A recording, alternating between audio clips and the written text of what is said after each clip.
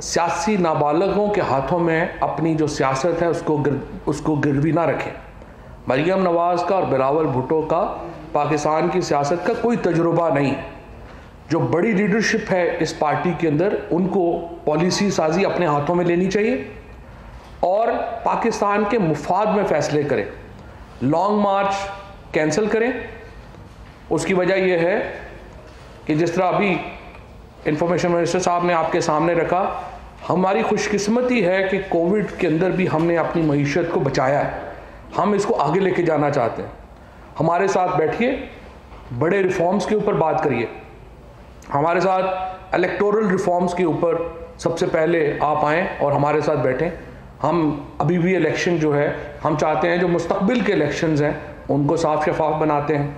Speaker साहब जो हैं उसके ऊपर कमेटीज़ बनाने को भी तैयार हैं। हमारे parliamentary affairs doctor Babar Awan साहब उसके ऊपर भी वो भी काम कर रहे हैं।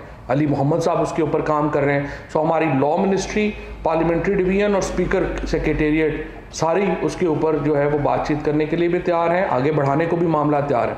लेकिन इसके लिए ज़रूरी है कि हुकूमत के मैंडेट को तस्लीम करके आप आगे बढ़ें।